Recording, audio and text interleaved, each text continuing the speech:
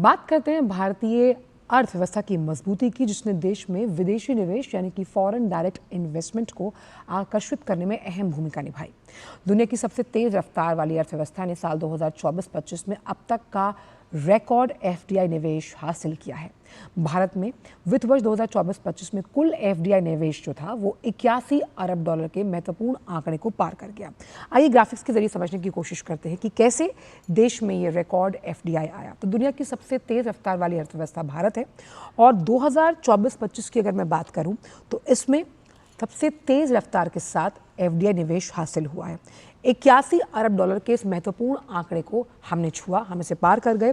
और 2023-24 को अगर हम कंपेयर करें इस फाइनेंशियल ईयर को, तो उसमें करीबन 14% यानी इस डबल डिजिट की बढ़ोतरी के साथ एफडीआई मोर्चे पर हम आगे बढ़ रहे हैं। इसमें सबसे ज़्यादा जो योगदान रहा, तमाम जो अलग अलग सेक्टर्स हैं उसमें सबसे ज़्यादा योगदान रहा 19% का सर्विस इंडस्ट्री से। और बीते 11 सालों को अगर हम कंपेयर करें तो करीबन 750 अरब डॉलर का एफडीआई निवेश जो है वो हम तक पहुंचा है और 41% से ज़्यादा बीते साल एफडीआई निवेश पहुंचा सर्विस सेक्टर से। और इन 11 सालों में हमने 750 अरब डॉलर का विदेशी निवेश अलग अलग सेक्टर्स के लिहाज से अर्जित किया। कंप्यूटर हार्डवेयर और सॉफ्टवेयर में लगातार जो विदेशी निवेशक हैं वो इसमें दिलचस्पी दिखा रहे हैं और इसीलिए इसके नंबर्स में काफ़ी इंकरेजिंग है और ग्लोबल मैन्युफैक्चरिंग हब बनने की राह पर भारत अग्रसर है। और सिंगापुर, अब हम जब इस आंकड़ों को बता रहे हैं, सबसे बड़ा निवेशक देश बनकर उभरा। 30% की हिस्सेदारी है उसकी, और उसके बाद मॉरिशस की 17% और अमेरिका की 11%। और अलग अलग सेक्टर्स जो एक ग्रोथ ड्राइवर इंजन के तौर पर एफडीआई को लाने में कामयाब रहे, वो था टेलीकॉम, ऑटोमोबाइल्स, रिन्यूएबल एनर्जी। इन सभी में एफडीआई में बढ़ोतरी हुई है। अब अगर हम राज्यों के लेवल पर देखें तो एफडीआई का सबसे बड़ा पसंदीदा गंतव्य बना कौन? महाराष्ट्र।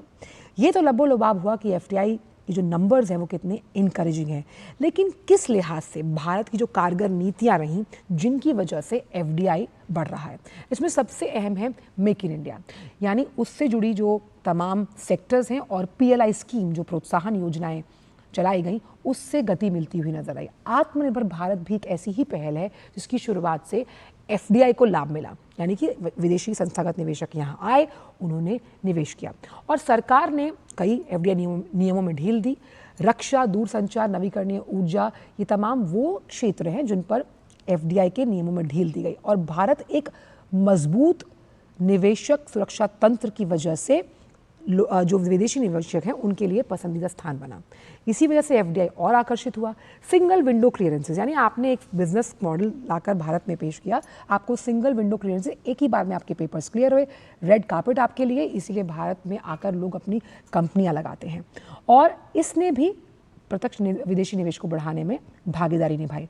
अब अगर आपका एफडीआई मजबूत है तो आपका जो विदेशी मुद्रा भंडार है, यानी फॉरेक्स रिजर्व है, यानी कितना पैसा आपके पास है देश को सुरक्षित रखने के लिए, संरक्षित करने के लिए, वो भी मजबूत रहा। इसके रिपलिंग इफेक्ट्स ये हुए कि रोजगार सृजन में कहीं ना कहीं हम सकारात्मक ग्राफ के साथ लगातार आगे बढ़ रहे हैं। और इसी पूरी एफडीआई की खबर पर चर्चा करने के लिए बेहद खास मेहमान इस वक्त हमारे साथ मौजूद हैं। प्रोफेसर अश्वनी महाजन साहब आर्थिक विश्लेषक हैं। प्रोफेसर अश्वनी जी, बहुत बहुत स्वागत है हमारे इस खास शो पर।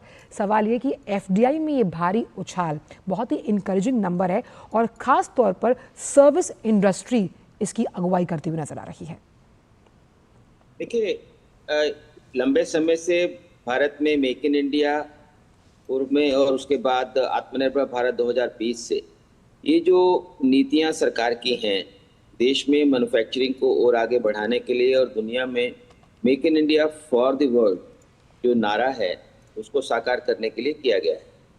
अब यदि हम इस वर्ष को देखें तो उसके कई कारण हैं कि जो हमारी एफडीआई बढ़ी है, सर्विस क्षेत्र में भी बढ़ी है और मैन्युफैक्चरिंग में भी बढ़ी है। उसका कारण ये है कि दुनिया में अभी बहुत कम देश ऐसे हैं जो चीन से साजो सामान खरीदना चाहते हैं। अमेरिका और पूरा यूरोपियन ब्लॉक इस समय चीन से विमुख हो रहा है और हम देख रहे हैं कि जिस प्रकार से डोनाल्ड ट्रंप ने चीन के आयातों पर अंकुश लगाने के लिए तमाम प्रयास किए हैं, उन पर टैरिफ भी बढ़ाने की बात आई है। हालांकि उनका समझौता होने पर भी एक जो नियम कानून वहाँ बनाए जा रहे हैं कि केवल चीन से सामान आना नहीं, यही नहीं है, चीन के माध्यम से दूसरे देशों के माध्यम से यदि सामान आता है तो उस पर भी रिस्ट्रिक्शन लगाने के लिए अमेरिका में कानून बनाया गया है। उसी प्रकार से जो यूरोप के देश हैं वो पहले जो हमारे साथ बिल्कुल भी कोई सैन्य सामान बनाने के लिए किसी भी प्रकार का कोई संबंध नहीं रखना चाहते थे, अपनी टेक्नोलॉजी ट्रांसफर करने के लिए तैयार नहीं थे, आज यूरोपीय कमीशन ये कह रहे हैं कि हम भारत को एक ग्लोबल वैल्यू चेन के हिस्से के रूप में देखते हैं। कुल मिलाकर के चाहे वो टेलीकॉम का क्षेत्र हो, मोबाइल फोन्स हो, या सेमीकंडक्टर्स हो, या केमिकल्स हो, तमाम चीज़ों में आज और अभी ऑपरेशन सिंदूर के बाद तो ये सिद्ध हो गया है कि भारत में जो सैन्य साजो सामान है वो भी बड़ी मात्रा में अब बन रहा है, और ऐसा उन्नत है कि जिसको हमने जी। मैदान पर टेस्ट करके भी बता दिया है कि यस, हम लोग सीधी मार करते हैं और उसको कोई रोक नहीं सकता। आवाज की स्पीड से 3 गुना ज्यादा तेजी से हमारा ब्रह्मोस जाता है। आकाश के नज़ारे हम देख ही चुके हैं। जिस प्रकार से एंटी ड्रोन सिस्टम हम लोगों ने बनाया है कि हमने जितने ड्रोन्स वहां भेजे उन्होंने वहां आक्रमण किए, लेकिन जितने भी ड्रोन बाहर से आए, चाहे वो तुर्की के थे या चीन के थे, वो हमारे धरातल पर छू भी नहीं पाए। तो ये सब जो बातें हैं ये भारत को एक मैन्युफैक्चरिंग हब और दुनिया के लिए एक गंतव्य स्थान, और इसके लिए भारत में तो निवेश हो ही रहा है, विदेशी भी इस बार आकर्षित हो रहे हैं कि वो पहले ऐसा होता था कि मैन्युफैक्चरिंग में बहुत कम निवेश आता था, सर्विसेज में तो आता था लेकिन मैन्युफैक्चरिंग में बहुत कम निवेश आता था।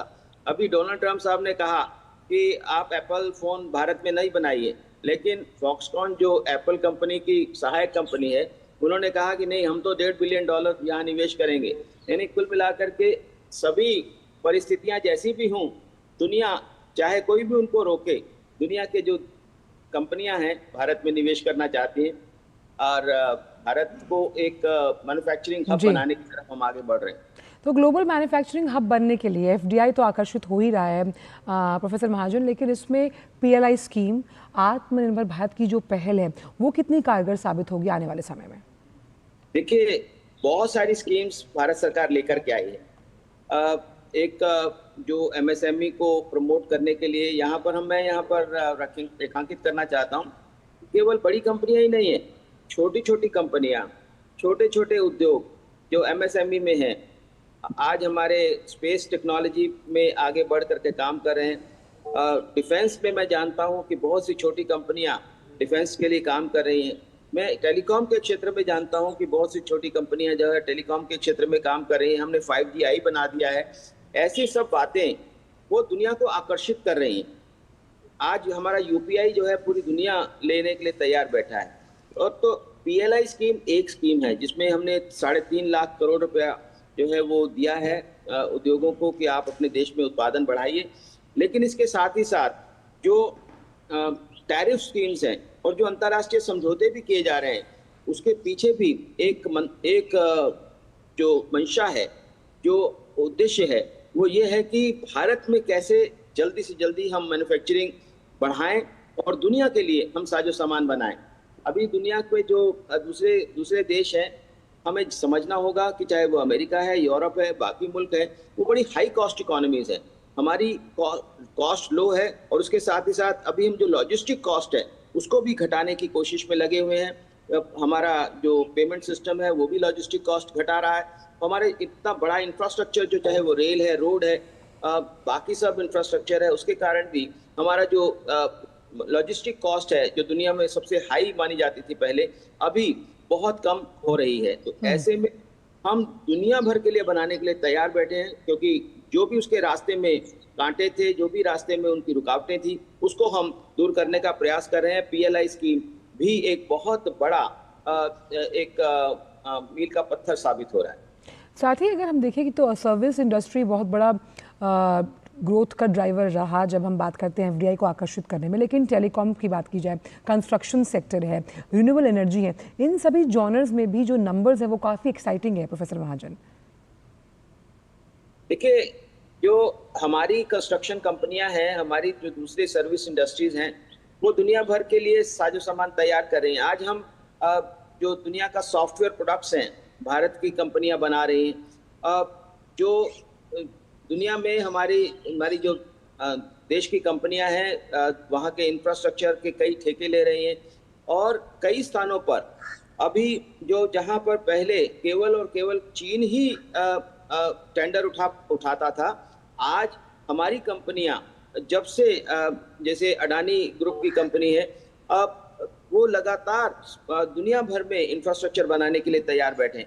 तो ऐसे में दुनिया में चाहे वो चाबहार प्रोजेक्ट की बात हो, चाहे वो आईमैक की बात हो, हमारे लिए एक बहुत बड़े रास्ते खुल रहे हैं और उसके कारण दूसरी कंपनियां, विश्व की दूसरी कंपनियां जो हैं वो भी भारत की तरफ आकर्षित हो रही हैं कि ज़्यादा से ज़्यादा निवेश यहाँ करें ताकि आगे चल कर के लाभ जो भारत के माध्यम से मिल सकता है वो ले सकें।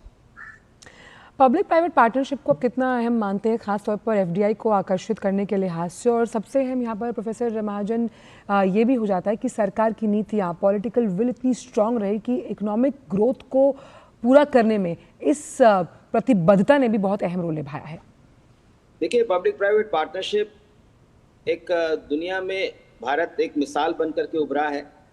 बहुत छोटी सी इन्वेस्टमेंट भारत सरकार करती है, लेकिन प्राइवेट सेक्टर के माध्यम से वो निवेश बहुत बड़ा होकर के निकलता है और उसके लिए जो रास्ते में बाधाएं आती थी पहले प्राइवेट सेक्टर को, वो भी अब बाधाएं दूर होने लग गई हैं। ईज ऑफ डूइंग बिजनेस तो बेटर हुआ ही है, लेकिन जब सरकार स्वयं साझेदारी करती है कई प्रकार के प्रोजेक्ट्स में, तो उसके कारण एक बड़ा अवसर प्राइवेट सेक्टर को मिलता है। और पब्लिक प्राइवेट पार्टनरशिप में हमने रेल का निर्माण किया, रोड्स का निर्माण किया और अभी हम एयरपोर्ट्स में भी पब्लिक प्राइवेट पार्टनरशिप कर रहे हैं। तो ऐसे में एक विश्व के लिए एक हमारी ट्रिपल पी प्रोजेक्ट्स जो हैं वो एक उदाहरण बन करके उभरे हैं। वही प्रोफेसर महाजन, क्योंकि यहाँ पर राज्यों का भी जिक्र किया गया, जो महाराष्ट्र है वो एफडीआई के लिहाज से सबसे आकर्षक गंतव्य है, यानी कि निवेश का सबसे अहम स्थान। कई एमओयूज भी कई कंपनियां यहाँ पर आकर साइन करती हैं। ऐसे में राज्यों के बीच प्रतिस्पर्धा को बढ़ाने के लिहाज से भी ये जो एफडीआई का आंकड़ा है ये कितना अहम हो जाता है? देखिए, हम जान रहे हैं कि अब एक ऐतिहासिक वो है कि जो विकसित राज्य हैं जहां पर पहले से ही इंडस्ट्री है, वो इस प्रकार के निवेश को ज़्यादा आकर्षित कर पाते हैं। लेकिन आज देश में इस बात की ज़रूरत है कि हम पूरे देश का विकास करें। क्यों कुछ ही सिटीज़ डेवलप हों, क्यों ना हम 4-5 हज़ार छोटे टाउन्स उनको विकसित करें और उनके माध्यम से निवेश वहाँ पर हो और वहाँ पर रोजगार के अवसर पैदा हों। इस दृष्टि से वन डिस्ट्रिक्ट वन प्रोडक्ट एक बहुत महत्वपूर्ण पहल है सरकार की और उसमें जो उत्तर प्रदेश है वो काफी अग्रणी भूमिका निर्वहन कर रहा है। इसके अलावा दूसरे प्रांतों में भी इस बात को फैलाया जा रहा है कि वन डिस्ट्रिक्ट वन प्रोडक्ट के माध्यम से हम हर डिस्ट्रिक्ट, यानी देश में लगभग 800 डिस्ट्रिक्ट्स हैं, उन सब डिस्ट्रिक्ट्स का जो विकास होगा तो स्वाभाविक तौर पर ये विकास ज़्यादा विकेंद्रित होगा और ज़्यादा से ज़्यादा हम एफडीआई या दूसरे प्रकार के निवेश आकर्षित कर पाएंगे। यह देश की ज़रूरत है और जब हम बात करते हैं देश को $10 ट्रिलियन, $30 ट्रिलियन तक पहुंचाने की, तो उसमें समझना होगा कि हर राज्य को आगे काम करना है। राज्यों की प्रतिस्पर्धा होनी ही चाहिए और उस दृष्टि से वो प्रतिस्पर्धा शुरू भी हुई है। ज़्यादा से ज़्यादा राज्य इस प्रकार के इन्वेस्टमेंट मीट्स कर रहे हैं, लोगों को आकर्षित करने की कोशिश कर रहे हैं और उसके बहुत बेहतर परिणाम भी दिखाई दे रहे हैं। ब्यूरोक्रेसी भी उसके साथ मिल करके काम करती है, तो उससे जो ब्यूरोक्रेटिक हर्डल्स हैं वो भी कम से कम हो जाते हैं। चलिए, बहुत बहुत शुक्रिया प्रोफेसर महाजन, आप इस शो पर आए और एफडीआई से जुड़ी तमाम जानकारी हमसे साझा की। बहुत बहुत शुक्रिया अपने विचारों को डीडी न्यूज़ के इस मंच के साथ साझा करने के लिए। तो एफडीआई यानी विदेशी निवेश और तीन तमाम सेक्टर्स का हमने जिक्र किया, वो सकारात्मक पहलू के साथ अच्छे नंबर्स को लेकर आगे बढ़ रहे हैं और ये दर्शाता है कि भारत की आर्थिक प्रगति एक सही दिशा में आगे जा रही है। वक्त हो चला है आपसे विदा ले, लेकिन जाने से पहले आपको छोड़ जाते हैं कारोबार जगत की कुछ अन्य खबरों के साथ। अंदाज रहेगा फटाफट, दीजिए इजाजत। आगे आप देख सकते हैं न्यूज़ 18 मेरी सहयोगी शैला के साथ। नमस्कार।